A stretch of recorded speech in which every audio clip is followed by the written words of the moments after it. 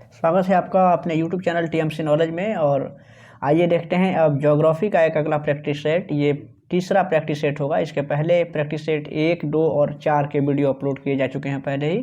आप हमारे प्लेलिस्ट में जा करके उन सभी वीडियोज़ को देख सकते हैं। और बाकी के जो प्रैक्टिस सेट हैं बहुत जल्द अब उसको करना पड़ेगा, 1 से 2 दिन में सभी वीडियो अपलोड हो जाएंगे। तो आइए शुरू करते हैं और देखते हैं। इसका पहला प्रश्न है कि हवा, पानी और जलवायु की क्रिया द्वारा चट्टानों के टूटने की प्रक्रिया को क्या कहते हैं। तो देख सकते हैं इस प्रक्रिया को कहा जाता है, यानी कि ये अपक्षय कहा जाता है। और इस तरीके से इसका ऑप्शन 20 में सही दिया है। नेक्स्ट है कि देखिए इसमें अपक्षय एक स्वस्थान या यथास्थान घटित होने वाली प्रक्रिया है और एक स्टैटिक प्रक्रिया है। इसमें अपक्षयिक पदार्थों का परिवहन नहीं होता है, यानी कि इस तरीके से। इसका नेक्स्ट प्रश्न आप देख सकते हैं, इसका 72 प्रश्न है। यहाँ से देखिएगा ये प्रैक्टिस सेट तीसरा है ज्योग्राफी का। नेक्स्ट प्रश्न है कि कौन सी जल संधि प्रशांत महासागर को अटलांटिक महासागर से जोड़ती हैं। प्रशांत महासागर को अटलांटिक महासागर से जोड़ने का काम कौन सी संधि करती हैं। तो देख सकते हैं प्रशांत महासागर और अटलांटिक महासागर को जोड़ने वाली प्रमुख जो जल संधि में मलक्का जल संधि और मैगलन जल संधि शामिल है। यानी कि मलक्का और मैगलन ये 2 जल संधियाँ हैं जो इन दोनों ही सागरों को जोड़ने का काम करती हैं। यहाँ पे दिया हुआ है, ऑप्शन ए में दिया हुआ है और एक ऑप्शन सी में दिया हुआ है। यानी कि इस तरीके से इसका सही जवाब है ऑप्शन डी, उपयुक्त में से 1 से अधिक। और इसके बाद क्या प्रश्न है कि ये जो यहाँ पे देख सकते हैं कुछ नहर का भी नाम यहाँ पे दिया गया है, जैसे स्वेज नहर है या फिर पनामा। देखिए पनामा नहर जो है ये इसका निर्माण हुआ था 1914 में, जबकि स्वेज नहर जो है आप जानते हैं कि लाल सागर से भूमध्य सागर को जोड़ने का काम करती हैं। तो इस तरीके से अब यहाँ पे देख सकते हैं कि पनामा नहर के विषय में एक और बातें हैं कि पनामा नहर पर 2000 ईस्वी में पनामा देश का अधिकार हो गया है। नेक्स्ट प्रश्न यहाँ से है कि किस बंदरगाह को, यानी किस बंदरगाह शहर को अरब सागर की रानी कहा जाता है। अरब सागर की रानी कोचीन को कहा जाता है, यानी कि कोची जो शहर है इसको अरब सागर की रानी कहा जाता है। कोचीन बंदरगाह भारत का सबसे विस्तृत प्रांगण वाला बंदरगाह है और भारत का सबसे पुराना कृत्रिम बंदरगाह है अगर कोई है तो चेन्नई बंदरगाह है। जबकि भारत का ज्वारीय बंदरगाह कांडला को कहते हैं। फिलहाल इसका सही जवाब ऑप्शन बी में है, यानी कि अरब सागर की रानी कोची को कहा जाता है। नेक्स्ट प्रश्न है कि निम्नलिखित में से किस राज्य में दलदली यानी कि पीठ भूमि मिलती है। दलदली भूमि या पीठ भूमि किस राज्य में मिलती हैं। और सही जवाब है कि इसमें केरल, पश्चिम बंगाल, उड़ीसा, इन सभी राज्यों में ये पीठ भूमि या दलदली भूमि मिलती हैं। यानी कि जो कि ऑप्शन में तीनों ही ऑप्शन दिए गए हैं सही हैं, यानी कि इसका सही जवाब होगा उपयुक्त में से 1 से अधिक, क्योंकि तीनों ही ऑप्शन इसके लिए सही दिए गए हैं। अगला प्रश्न है कि निम्नलिखित में से किस नदी का उद्गम स्थल मध्य प्रदेश में होता है। उद्गम मध्य प्रदेश में किस नदी का होता है। देख सकते हैं कि देखिए ताप्ती नदी का जो उद्गम स्थल है वो मध्य प्रदेश से होता है। ताप्ती नदी मध्य प्रदेश के बैतूल जिले के मुल्ताई से निकलती हैं और इस नदी की प्रवाह की दिशा पूर्व से पश्चिम की ओर है। यानी कि ताप्ती नदी जो है वो पश्चिम की ओर बहने वाली नदी है। और यह नदी कहाँ गिरती हैं तो अरब सागर में यह नदी मिल जाती हैं, ताप्ती नदी जो है।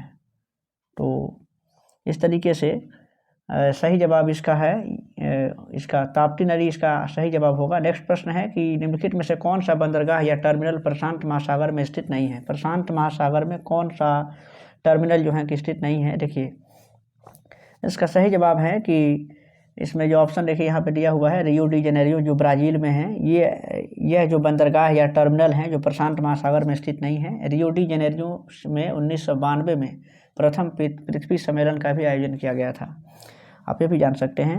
जबकि ये कहाँ है आखिर, जब ये प्रशांत महासागर में नहीं है तो कहाँ है। तो देखिए रियो डी जेनेरियो है, यानी कि दक्षिण अटलांटिक महासागर में स्थित है, उसके तट पर स्थित है। नेक्स्ट प्रश्न है यहाँ से कि कर्क रेखा तथा मकर रेखा के बीच का क्षेत्र क्या कहलाता है। कर्क रेखा और मकर रेखा के बीच के क्षेत्र को हम कहते हैं उष्णकटिबंधीय क्षेत्र कहा जाता है।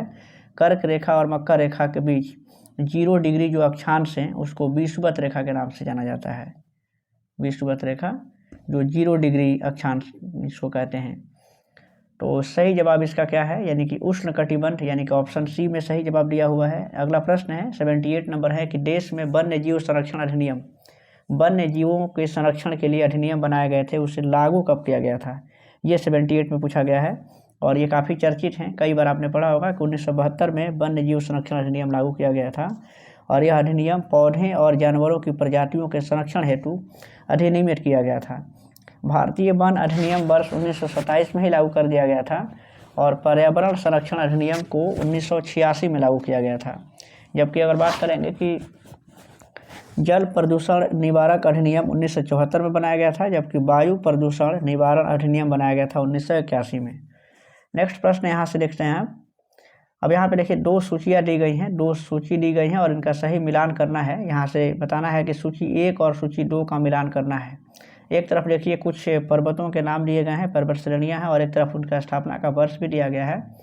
आपको इसमें से देखना है कि उसका सही उत्तर कौन सा है, किसका मिलान सही है। तो आप यहाँ से देख सकते हैं, देखिएगा इसमें कि नीलगिरी जो है ये इसका जो स्थापना किया गया था, यानी कि 1986 से इसका संबंध होगा, यानी कि पहला का चौथा से मिलान होगा। नंदा देवी ये 1988 का है, ऑप्शन 3 से होगा ये। और ये सुंदरबन जो है 1989 में इसका स्थापना हुआ, और ये कंचनजंगा ये 2000 से संबंधित हैं। तो इस तरीके से आप देखते हैं कि इसमें जो सही कूट दिया गया है, यानी कि जो ये दोनों जो है कि जैव मंडल है, नीलगिरी जैव मंडल की स्थापना 86 में हुई थी, और जबकि नंदा देवी जो जैव मंडल है 1988 में है। इसी तरह से ये सभी का मिलान सही कर दिया गया है। अब आप देखिए इसमें से कूट में कौन सा ऑप्शन सही दिया गया है। तो आप यहाँ से देख सकते हैं कि ये यहाँ पे ऑप्शन बी जो है ये सही जवाब इसके लिए है, यानी कि पहला ए का चौथा से है, बी का तीसरा है, सी का दूसरा है और डी का पहला है। इस तरीके से ऑप्शन बी सही जवाब है इसके लिए।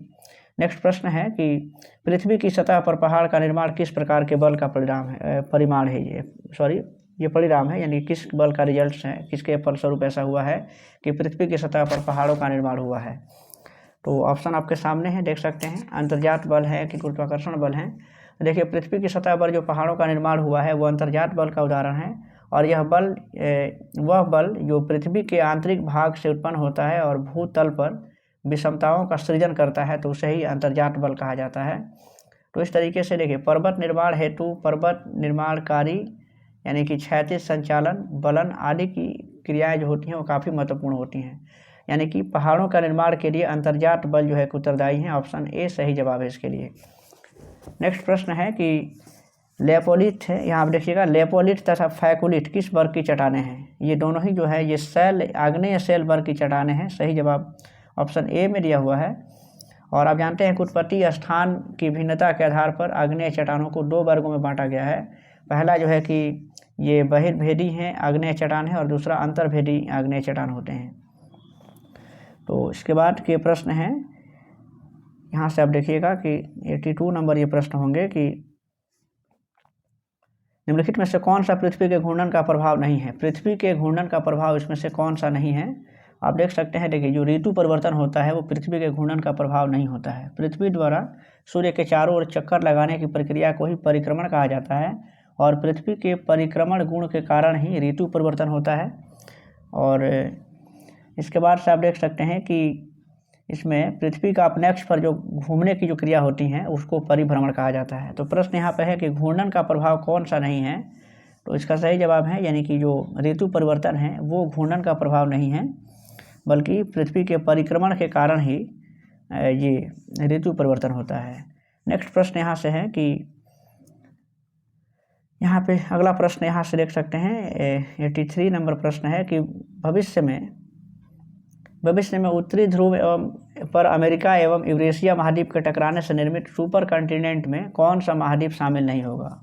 यह अगला प्रश्न है, और इसका सही जवाब है कि भविष्य में जो उत्तरी ध्रुव पर अमेरिका और यूरेशिया महाद्वीप के टकराने से निर्मित सुपर कॉन्टिनेंट में शामिल कौन सा नहीं होगा। तो अंटार्कटिका महाद्वीप जो है उसमें शामिल नहीं होगा।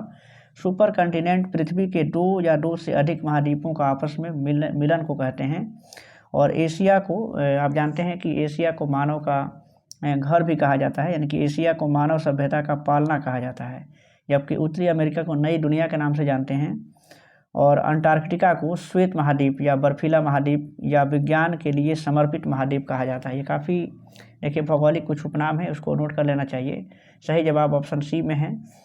नेक्स्ट प्रश्न यहाँ से है कि पृथ्वी के चारों ओर वायुमंडल के कारण पृथ्वी के चारों ओर वायुमंडल के ताप स्तरण की 3 सुस्पष्ट विशेषताएं होती हैं। निम्नलिखित में से कौन सा एक परतों का सही विन्यास है, ये बताना है। और इसका सही जवाब है कि इसमें सही अगर क्रम से अगर सजाया जाए तो इसमें सबसे पहले हैं यानी कि क्षोभ मंडल, फिर उसके बाद समताप मंडल और उसके बाद थर्मोस्फीयर हैं। तो इस तरीके से सही जवाब ऑप्शन सी में है। अब यहाँ पे देख सकते हैं कि तापमान की स्थिति के अनुसार वायुमंडल को 5 विभिन्न स्तरों में भी बांटा गया है, जिसको क्षोभ मंडल, समताप मंडल, मध्य मंडल और तापन मंडल एवं बहिर्मंडल के नाम से जाना जाता है। इसमें ओजोन मंडल की अगर थोड़ा सा देख लीजिएगा, इससे संबंधित कुछ बातें हैं तो बता देते हैं कि ओजोन मंडल 32 से 60 किलोमीटर की तक फैला हुआ है, जबकि समताप मंडल जो होता है वायुयान के उड़ान के लिए, यानी कि हवाई जहाज़ के उड़ान भरने के लिए काफ़ी आदर्श माना जाता है। और अब आइए देखते हैं अगला प्रश्न इसका, जबकि इसका सही जवाब है ऑप्शन सी में दिया हुआ है। नेक्स्ट प्रश्न है कि अगला प्रश्न यहाँ से है कि भारत में राष्ट्रीय हरित अधिकरण अधिनियम कब पारित किया गया था? राष्ट्रीय हरित अधिकरण अधिनियम कब पारित किया गया था? और इसका सही जवाब है कि 2010 में से पारित किया गया था और इसकी स्थापना हुई थी 18 अक्टूबर 2010 को। तो 2010 इसका सही जवाब होगा। नेक्स्ट यहाँ से है कि कार्बन क्रेडिट की संकल्पना निम्नलिखित में से किससे ये उद्भूत हुई है? कार्बन क्रेडिट की संकल्पना बताना है कि किससे शुरू हुई है। कार्बन क्रेडिट की संकल्पना क्योटो प्रोटोकॉल से ये शुरू हुई थी, यानी कि। और नेक्स्ट है कि इसमें देख लीजिए, कार्बन क्रेडिट किसी देश द्वारा अपने पर्यावरण परिवेश में हानिकारक गैसों के उत्सर्जन क्षमता को कम करने और उसे विश्व के सम्मेलन में के द्वारा किया जाता है।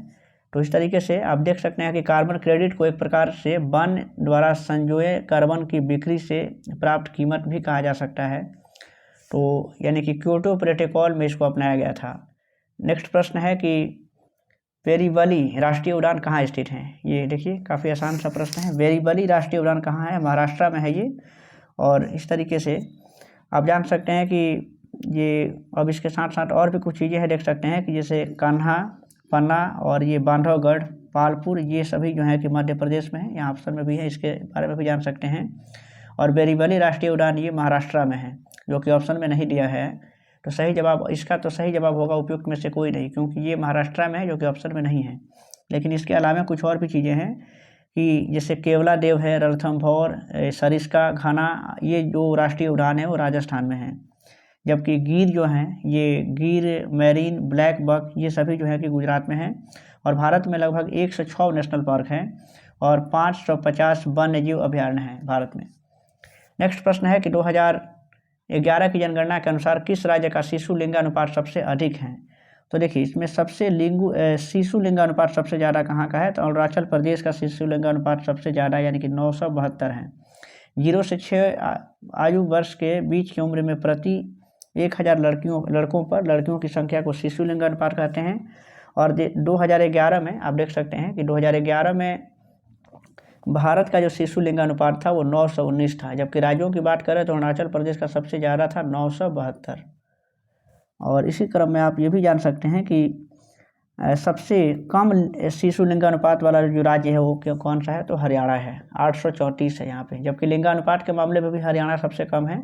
पूरे भारत में सबसे कम अगर कहीं का लिंगानुपात है राज्यों में तो 879 है, ये हरियाणा का ही है लिंगानुपात जो है। तो इस तरीके से आप देख सकते हैं, जबकि सबसे इसमें सर्वाधिक जो लिंगानुपात है वो केरला का है 2011 के अनुसार 1084। तो इस तरीके से आप देख सकते हैं। इसके बाद से प्रश्न है यहाँ पे आप देखिएगा 879 हमने बताया, 869 या 829, थोड़ा सा कन्फ्यूजन मुझे भी है, आप थोड़ा सा कंफर्म कर लेंगे, क्योंकि बिहार का भी इससे रिलेटेड है, मुंगेर का जो होता है ना, इससे कम है। तो इसके बाद के प्रश्न यहाँ के हैं कि इसका सही जवाब ऐसे अरुणाचल प्रदेश है। नेक्स्ट प्रश्न यहाँ से है कि भारत का सबसे बड़ा बॉक्साइट उत्पादक राज्य कौन सा है? सबसे ज़्यादा बॉक्साइट का उत्पादन करने वाला जो राज्य है उड़ीसा है, यानी कि वो भी इसमें नहीं दिया हुआ है ऑप्शन में, यानी कि सही जवाब उपयुक्त में से कोई नहीं होगा। उड़ीसा भारत के कुल बॉक्साइट उत्पादन का लगभग आधा जो है कि उत्पादन करता है। और उड़ीसा का जो कुछ जगह है, यानी कि कोरापुट हैं, कालाहांडी, संभलपुर, ये सभी जो ज़िले हैं यहाँ पे बॉक्साइट का भारी मात्रा में उत्पादन होता है। और आप जानते हैं कि बॉक्साइट जो है एल्युमिनियम का, ये यानी कि एस्क है, एल्युमिनियम का एस्क है। और जबकि देखिए भारत में अगर बॉक्साइट उत्पादन में देखें तो गुजरात, झारखंड, महाराष्ट्र, छत्तीसगढ़, ये भी इनका भी बहुत ज़्यादा योगदान है ऐसे, लेकिन सबसे बड़ा उत्पादक राज्य के रूप में उड़ीसा उभर कर सामने आया है। सही जवाब इसका है उड़ीसा, लेकिन ऑप्शन में नहीं दिया हुआ है। सहारा मरुस्थल में बहने वाली गर्म स्थानीय पवन को क्या कहते हैं? आप देख सकते हैं तो सहारा मरुस्थल में जो पूर्वी भाग से उत्तर पूर्वी भाग तथा पूर्व दिशा से पश्चिम दिशा में चलने वाली जो गर्म और शुष्क हवाएं हैं उसको हर्मटन के नाम से जाना जाता है। ऑप्शन बी में है। और हर्मटन के आगमन पर मौसम शुष्क हो जाने के कारण ये सुहावना एवं ये स्वास्थ्यप्रद जो है कि मौसम हो जाता है, क्योंकि हर्मटन की उष्णता और शुष्कता के कारण वायुमंडल की जो आर्द्रता होती है वो नष्ट हो जाती हैं।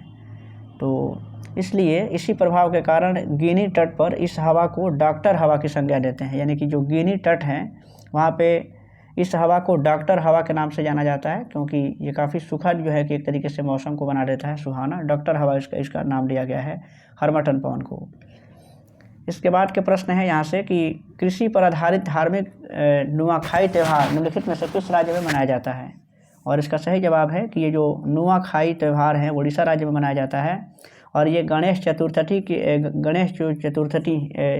हैं उसके उत्सव के एक दिन बाद इसको मनाया जाता है। और ये एक प्रकार का फसल उत्सव है जो नए धान का स्वागत करने के लिए, जो धान की फसलें होती हैं उसका स्वागत करने के लिए इसको मनाया जाता है। इसका उड़ीसा सही जवाब है। नेक्स्ट प्रश्न है यहाँ से यहाँ से देख सकते हैं 93, इसका प्रश्न होगा 92 कि निम्नलिखित में से किस देश में ये क्रेवो कांडोंग नाम की सबसे ऊंची चोटी स्थित है। यहाँ से देखिएगा और सही जवाब है इसका बांग्लादेश, इसका राइट आंसर होगा, क्योंकि बांग्लादेश जो है, बांग्लादेश में ये क्रेवो क्राडोंग जो है वो वहाँ की सबसे ऊंची चोटी है और इसकी कुल जो लंबाई है वो 1230 मीटर बताई जाती हैं।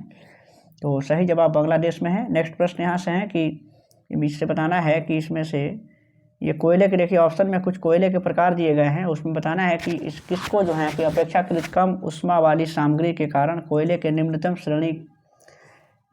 श्रेणी के भूरे रंग वाले कोयले के रूप में भी जाना जाता है। इसका सही जवाब क्या है, तो इसमें सही जवाब है कि लिग्नाइट जो है उसको अपेक्षाकृत कम उष्मा वाली सामग्री के कारण उसको निम्नतम श्रेणी का भूरे रंग वाले कोयले के रूप में भी जाना जाता है। और इसमें जो ये कार्बन की जो मात्रा होती है लिग्नाइट में 40 से लेकर के और 55% तक पाई जाती हैं। और इसमें क्या होता है कि लिग्नाइट कोयला ये कहाँ जाता है, तो सबसे ज़्यादा पाया जाता है यानी कि तमिलनाडु, राजस्थान, मेघालय और असम, ये इन सभी दार्जिलिंग भी इसमें शामिल है, यहाँ पे लिग्नाइट कोयला मिलता है। जबकि पीट कोयला में जो है कार्बन का ही ये देखिए दूसरा जो रूप होता है यानी कि पीट कोयला, उसमें कार्बन की मात्रा 40% से कम होती हैं और जलाने पर अधिक राख और धुआं भी निकलता है इससे। तो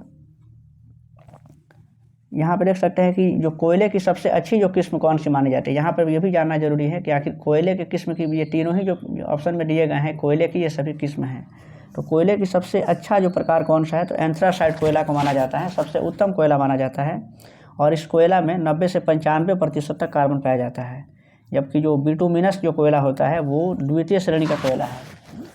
और इसके बाद के प्रश्न है यहाँ से कि श्री जयवर्धनपुरा, ये बताना है कि जयवर्धनपुरा कोटे निम्नलिखित में से किस देश की वैधानिक राजधानी है।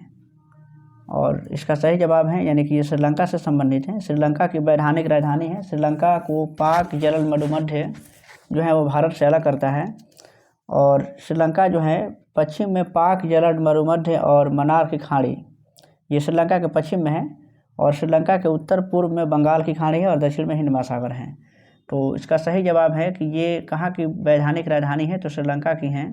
नेक्स्ट प्रश्न है कि निम्नलिखित में से ऊर्जा का एक गैर नवीकरणीय स्रोत कौन सा है। गैर नवीकरणीय स्रोत बताना है, नवीकरणीय नहीं बल्कि गैर नवीकरणीय।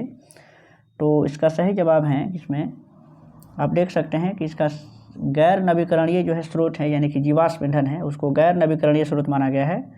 तो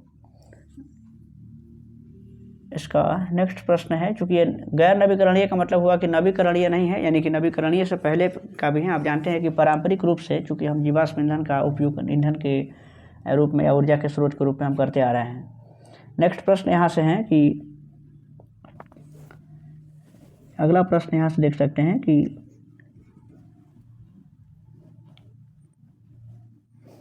96 प्रश्न है कि दक्षिण त्रिपुरा जिले से निकलने वाली और बांग्लादेश में बहने वाले निम्नलिखित में से कौन सी नदी भारत बांग्लादेश सीमा के हिस्से का निर्माण करती हैं।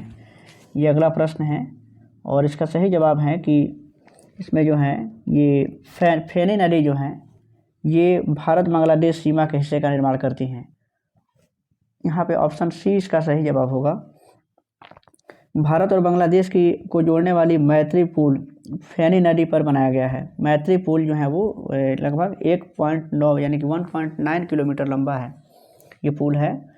और देखिए अब इसके बाद के प्रश्न है कि चट्टग्राम पहाड़ी क्षेत्र निम्नलिखित में से किस देश में पाए जाते हैं, ये बताना है। चट्टग्राम ये पहाड़ी जो क्षेत्र हैं ये बांग्लादेश में पाए जाते हैं और चट्टग्राम पहाड़ी बांग्लादेश के दक्षिण पूर्व में स्थित हैं और यह म्यांमार की सीमा से भी लगती हैं। यह बांग्लादेश का एक ऐसा क्षेत्र है जो बौद्ध धर्म और हिंदू धर्म के लिए यहाँ पे हिंदू धर्म के बहुल आबादी का क्षेत्र है, यानी कि बहुत ज़्यादा क्षेत्र संख्या में यहाँ पे बौद्ध और हिंदू धर्म के मानने वाले लोग रहते हैं। तो इसका सही जवाब ऑप्शन बी में दिया हुआ है। नेक्स्ट प्रश्न है कि निम्नलिखित में से कौन सा बंदरगाह गुजरात राज्य में स्थित है। गुजरात में कौन सा ये स्थित है जो ये बंदरगाह हैं, और इसका सही जवाब है कि जो हजीरा है, हजीरा बंदरगाह गुजरात राज्य में स्थित है। हजीरा बंदरगाह गुजरात राज्य में सूरत शहर के एक उपनगर सूरत शहर में एक उपनगर और एक ये जो है कि ट्रांसशिपमेंट पोर्ट है। गुजरात में और भी कुछ बंदरगाह हैं, आप देख सकते हैं कि इसके अलावा गुजरात में और भी कुछ बंदरगाह हैं जैसे कि कांडला हैं, बेदी, मुद्रा, जामनगर और ये पोरबंदर, ये सभी जो है कि ये गुजरात में ही हैं। जबकि इसका अगला प्रश्न आप देखते हैं कि मेरियाना गर्त ये कहाँ स्थित है। मेरियाना गर्त काफ़ी चर्चित प्रश्न है ये। मेरियाना गर्त जो है कि प्रशांत महासागर में है और इसकी ये विश्व का सबसे बड़ा गहरा गर्त है। इसकी जो कुल गहराई है 11,022 मीटर है। प्रशांत महासागर की आकृति कैसी है तो वो त्रिभुजाकार है और ये मेरियाना गर्त जो है ये प्रशांत महासागर में पाया जाता है। और अगला प्रश्न है कि कौन सा एक विधिक निकाय है, ये बताना है। इसमें से विधिक निकाय कौन सा है, अगला प्रश्न है। और देख सकते हैं आप कि इसमें से जो NHRC जो हैं वो एक विधिक निकाय हैं और NHRC राष्ट्रीय मानवाधिकार आयोग एक जो है कि गैर संवैधानिक निकाय भी हैं और इसकी स्थापना जो हुई थी 12 अक्टूबर 1993 में हुई थी। तो इस तरीके से इसके बाद के प्रश्न है कि बनास नदी ये कहाँ किसकी सहायक नदी है। बनास नदी जो है ये चंबल की सहायक नदी है और चंबल की नदी की सहायक नदियां हैं और भी हैं जैसे कि काली नदी हैं, काली सिंध हैं, बनास, पार्वती, छिप्रा, खारी, और ये सभी जो हैं कि इसकी ये सहायक नदियां हैं। तो सही जवाब इसका हो जाएगा यानी कि चंबल नदी है, बनास नदी की सहायक नदी है। इसके बाद के प्रश्न है, यहाँ से देख सकते हैं कि निम्नलिखित में से कौन सा युग्म सुमेलित नहीं है, ये बताना है। इसमें से कौन सा युग्म सुमेलित नहीं है, तो यहाँ से देख सकते हैं कि जो इसमें यहाँ पे आप सभी ऑप्शन को देखिए और इसमें आप इसको ज़रा सा समझिए कि बरखान इसमें देखिए दिया हुआ है कि बरखान समुद्र की ओर क्रमिक ढाल वाली भूमि की एक पट्टी युग्म में सुमेलित नहीं है। ये जो है कि यहाँ पे दिया हुआ है ये सुमेलित नहीं दिया गया है क्योंकि बरखान एक बालू का स्तूप है और इसकी आकृति जो है वो अर्धचंद्राकार होती हैं और बरखान का निर्माण पर ये कहा जाए कि मरुस्थल में होता है, बरखान का निर्माण होता है। इस तरीके से ये ऑप्शन इसमें सिर्फ जो है कि सुमेलित नहीं है, बाकी सभी जो है इसमें सही हैं। अब देखिए इसमें इसका अगला प्रश्न है कि बेल्ट, डाउन्स, पंपास ये आदि शब्द जो हैं कि किससे संबंधित हैं। तो आपको जरूर याद है कि ये सभी घास के मैदान हैं जो विभिन्न देशों में अलग अलग नामों से जाने जाते हैं। तो बेल्ट, डाउन्स और पंपास ये सभी जो है कि घास मैदानों से संबंधित हैं। अब देखिए यहाँ पे जो बेल्ट हैं ये कहा जाता है, बेल्ट दक्षिण अफ्रीका में घास के मैदान को कहा जाता है, डाउन्स ऑस्ट्रेलिया में घास के मैदान को कहते हैं और जो पंपास होता है वो दक्षिणी अमेरिका और अर्जेंटीना में घास के मैदान को कहा जाता है। Belt, downs, pampas, prairie, steppe और फुस्टॉज ये सभी जो है कि शीतोष्ण घास के मैदान हैं। तो इस तरीके से सही जवाब है कि घास के मैदानों से संबंधित हैं ये, और इसका सही जवाब ऑप्शन ए में दिया हुआ है। जबकि अगला प्रश्न है जादूगोड़ा यूरेनियम खदान किस राज्य में स्थित हैं। जो जादूगोड़ा है ये यूरेनियम खदान जो है झारखंड में स्थित हैं और जादूगोड़ा यूरेनियम खदान झारखंड राज्य के पूर्वी सिंहभूम जो जिला है उसमें अवस्थित हैं। जादूगोड़ा भारत का पहला यूरेनियम खदान भी है, तो झारखंड इसके लिए सही जवाब है। इसका नेक्स्ट प्रश्न है कि यहाँ से देख सकते हैं कि श्रीशैलम बांध किस नदी पर बनाया गया है। श्रीशैलम ऑप्शन आप देख सकते हैं ब्रह्मपुत्रा, ब्यास, कृष्णा या फिर उपयुक्त में से एक से अधिक। तो श्रीशैलम जो बांध है ये कहाँ बनाया गया है, तो ये कृष्णा नदी पर हैं और ये आंध्र प्रदेश राज्य में स्थित है। इसका निर्माण किया गया था 1960 से लेकर के 1981 में। सही जवाब कृष्णा नदी है।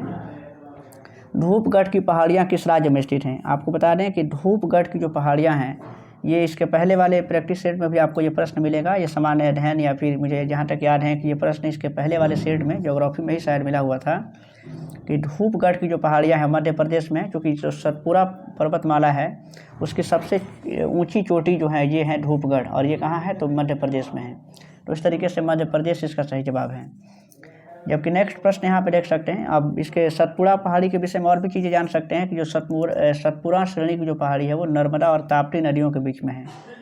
ठीक है, तो इसके बाद के प्रश्न यहाँ आइए देखते हैं। इसका अगला प्रश्न है कि ये जवाहरलाल नेहरू बंदरगाह किस राज्य में स्थित है? जवाहरलाल नेहरू बंदरगाह किस राज्य में स्थित है? सही जवाब महाराष्ट्र होगा। और यहाँ से ये जो जवाहरलाल नेहरू बंदरगाह स्थित है ये महाराष्ट्र में है, लेकिन ऑप्शन में नहीं है। इस तरीके से ऑप्शन इसका ई सही जवाब है, उपयुक्त में से कोई नहीं। जबकि 108वां प्रश्न देख सकते हैं कि भारत के उत्तर पूर्वी भाग में की जाने वाली स्थानांतरित कृषि का एक रूप है। ये उत्तर पूर्वी भाग में कौन सी कृषि होती हैं? तो यहाँ पे देख सकते हैं जो झूमिंग कृषि यानी कि झूम खेती होती हैं वो भारत के उत्तर पूर्वी भाग में होती हैं। स्थानांतरित कृषि है यानी कि ये जगह बदल बदल के खेती की जाती है यहाँ पे, और इसको भी अलग अलग नामों से अलग अलग देशों में जानते हैं। जैसे अब देखिए यहाँ पे कुछ नाम आपको बता दें कि किस देश में इसको किस नाम से जाना जाता है। देखिए जैसे उत्तर पूर्वी राज्यों में झूमिंग या झूम कृषि के नाम से जानते हैं, जबकि मध्य प्रदेश या छत्तीसगढ़ में इसको डीपा या बेबर के नाम से, डाहिया या बेबर, डीपा डाहिया बेबर के नाम से जानते हैं। उड़ीसा में इसको कोमान या बरिंगा के नाम से जाना जाता है, जबकि राजस्थान में बाता या वाल्टेर, आंध्र प्रदेश में पोडू या पेड़ा के नाम से जानते हैं, आंध्र प्रदेश में इसको पेड़ा कहा जाता है। जबकि पश्चिम घाट में इसको कुमारी भी कहा जाता है, और हिमालय क्षेत्र में इसको खील कहा जाता है। आप देखिए जो ये झूम कृषि है हिमालय क्षेत्र में इसको खील कहा जाता है, और झारखंड में इसको कुरुआ कहा जाता है। ये सभी जो हैं कि अलग अलग नाम हैं झूम कृषि के। फिलहाल सही जवाब इसका है यानी कि झूमिंग कृषि। जबकि इसके बाद के प्रश्न आज देख सकते हैं कि निम्नलिखित में से कौन सा राज्य भारत में जूट का सबसे बड़ा उत्पादक है? जूट का सबसे बड़ा उत्पादक राज्य कौन सा है? पश्चिम बंगाल इसका सही जवाब है। और भारत में प्रथम जूट कारखाना भी 1855 में खोला गया था, यानी कोलकाता के निकट रिसरा में स्थापित किया गया था। तो इस तरीके से इसका, जबकि यहाँ पे सही जवाब है भारत में सबसे ज़्यादा ये पश्चिम बंगाल में। लेकिन अगर वहीं हम बिहार की बात कर लें कि बिहार में सबसे ज़्यादा जूट का उत्पादन किस ज़िले में होता है, तो इसका सही जवाब पूर्णिया होगा। बिहार में अगर बात करेंगे तो पूर्णिया है, और अगर भारत के स्तर पे बात करेंगे तो कोलकाता होगा, पश्चिम बंगाल। और इसका आखिरी प्रश्न है कि कर्क रेखा ये किस राज्य के सिवाय बताना है कि कर्क रेखा इसमें से के सिवाय निम्नलिखित में से सभी राज्यों से होकर गुजरती है। यानी कि इसमें ऑप्शन के अनुसार कर्क रेखा किस राज्य के सिवा अन्य सभी राज्यों से गुजरती हैं। तो आप जानते हैं कि कर्क रेखा जो है भारत के 8 राज्यों से होकर गुजरती हैं, इसमें देखिए इसमें हरियाणा सिर्फ शामिल नहीं है, बाकी ऑप्शन के अनुसार गुजरात और ये मध्य प्रदेश इन सभी राज्यों से गुजरती हैं। और यानी कि सही जवाब इसका है इस ऑप्शन के अनुसार हरियाणा होगा। हरियाणा को छोड़ करके सभी राज्यों से गुजरती हैं, और 8 राज्यों से कुल मिलाकर गुजरती हैं। 8 राज्यों के नाम इसके पहले भी ये प्रश्न आ चुका है, आप देख सकते हैं। अब फिर भी से इसको दोहरा देते हैं कि वो 8 राज्य कौन कौन से हैं। तो इसमें सबसे पहले ये गुजरात हैं, फिर उसके बाद राजस्थान, मध्य प्रदेश, छत्तीसगढ़ हैं, झारखंड भी है, और पश्चिम बंगाल, त्रिपुरा है, और मिजोरम है, और गुजरात भी है। इन सभी राज्यों से, गुजरात तो पहले ही हमने बता दिया। तो इन सभी राज्यों से कर्क रेखा गुजरती हैं, और भारत की जो माही नदी हैं कर्क रेखा को 2 बार काटती हैं। ये भी ज़रूरी चीज़ें हैं। तो ये भूगोल का, ज्योग्राफी का, यानी कि ये तीसरा प्रैक्टिस सेट था। इसके पहले 1, 2 और 4, यानी कि अब ये पूरा हो गया, 1, 2, 3, 4 लगातार हो गया। इसके बाद के जो प्रैक्टिस सेट हैं उसका वीडियो भी बहुत जल्द अपलोड होगा। वीडियो अच्छा लगे तो उसे शेयर कीजिएगा, चैनल पर नए हो तो सब्सक्राइब कीजिएगा।